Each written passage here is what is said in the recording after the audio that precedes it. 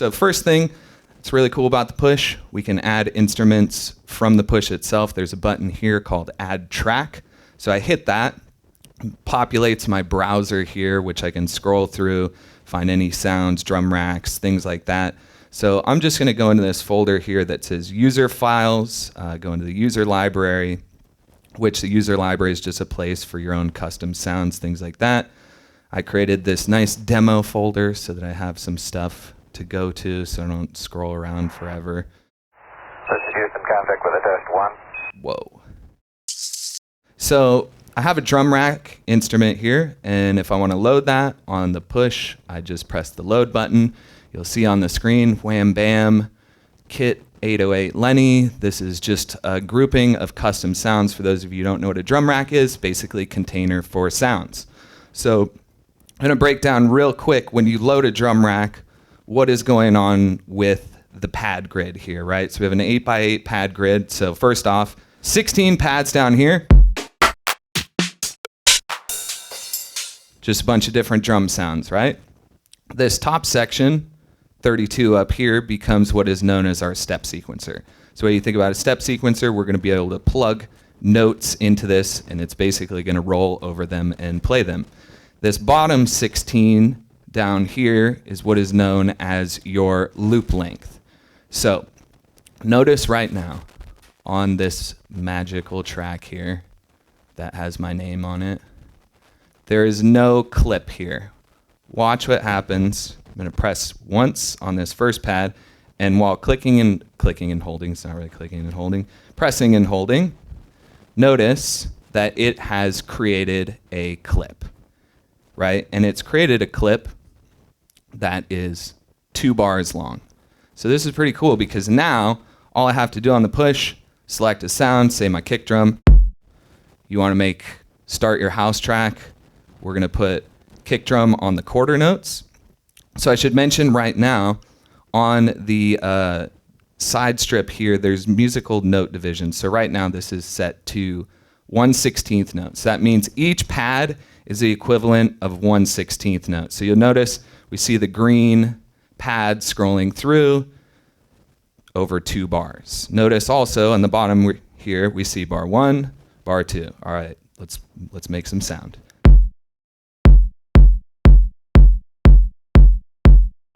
Done, right? And if we look into the clip, we see that it has in fact created those notes. If I touch the pads again, boom, they're gone. If I want to just, willy-nilly make some crazy beats, pretty sweet, right? So I'm going to stick with just 4 on the floor here. So through this drum demo here, I'm going to talk about 3 things. I like zooming. So how to create repetition with variation. So I'm a house music producer. House music's repetitive by nature, but we got to do it in a way where we can create a lot of these subtle differences that make it interesting and listenable. It's almost differences that you wouldn't go, oh, whoa, that's like a crazy chord change or something. It's more subtle.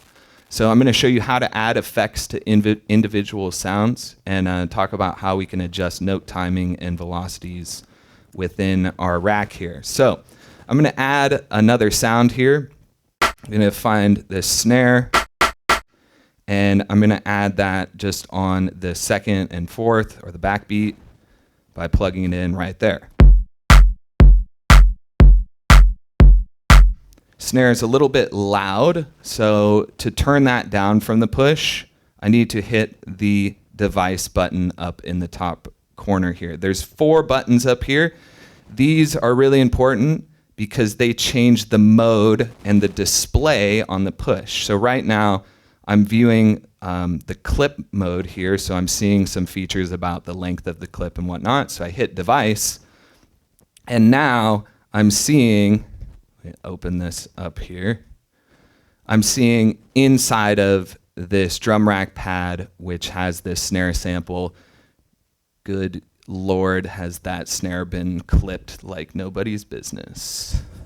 It looks like a brick followed by a snake tail. I don't know. It sounds cool though. So to turn this down, We notice that with the push, it's controlling that volume control there. So it's nice because we can access a lot of these sounds really quickly. That sounds pretty good. We're already pretty loud on the track, so how do I turn down the track volume there? I go into the next mode to the left of this, which is known as the mix mode. So when I hit mix mode, now I have access to all of my tracks here, and I have it selected on volume, so I just turn my encoder and I'll just turn it down a little bit. Right, give us some room to work. Cool. So, talking about the whole repetition and variation thing, how do we take something like this snare and how do we change it so it's not just the same thing? Layering, right? And this is something I do a lot. So I'll take something like a clap here, and I'm gonna layer it with the snare, but I'm not gonna layer it on every single snare. I'm gonna maybe layer it on every other snare so that it creates a little bit of sonic textural variation. So select that clap, and I'm gonna put it here and here, right? So there's just that subtle difference. And I'm gonna mute the kick momentarily so you can hear this. So to mute a pad, I just simply hold mute, press that pad. If we go back to the device view, we see that that has muted the pad. So again, holding mute, pressing, muting pads. Pretty sweet, right? It's a really cool performance thing. So here is, right? So there's a little bit of volume increase, a little bit of texture change. Pretty cool. So let's take it one step further. And on the clap over here, let's layer that with yet another clap, and then let's apply an effect to it, right?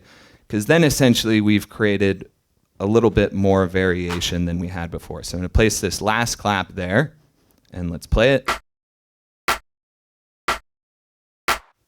Right? And if we wanted to hear an individual pad, we can press solo, and then just tap that pad. So if I wanted to listen to just this clap, it's going to happen at the end of the bar. Woo! It's an amazing clap, I know. So let's add an effect to this individual clap O2. Anybody know what drum machine that's from? Take a guess. 909, I think. Close though. If you use one of those two, 808, 909 sounds, if you guys know, are two of the most famous drum machines from Roland. They get used all the time in electronic music. Huge fan of mixing and matching, kind of creating hybrid 809 and 908 kits. I just made that up, yes. So to apply an effect to a single pad, we need to, up in the display, select on the drum rack pad. There's kind of a square icon. It's probably pretty hard to see on the TV there, but we're basically selecting this pad, and now we go up to the add device button here, which was right above the add track button. I hit add device, and I scroll down. Who knows what effect I'm gonna add? Reverb. Damn it. Next time. So I'm going to add a reverb, which is going to add a little bit of space to our clap here and also allow it to kind of start to build out some of that three-dimensional space in our mix. It's bad when I'm already slurring my words this far into the demo. You guys are screwed. So I'm going to choose, let's say, big room here. And so I choose a reverb preset. I hit load. Holy wabam bam. Big room is now on this clap. If we hear it, woo! Maybe we can turn up the decay time here. So we get a lot of the most relevant controls show up automatically on the push for that device. So let's turn up the decay time. Maybe not that much, but it'd be kind of cool. Use the dry-wet control here, which controls how much of the effect is applied. Maybe dial that back to 50. And let's bring the decay time down. Sure. So let's see how it sounds in the context of the beat. I just pressed solo, unsoloed. And did I not? Still muted on the kick, so press mute and undo that.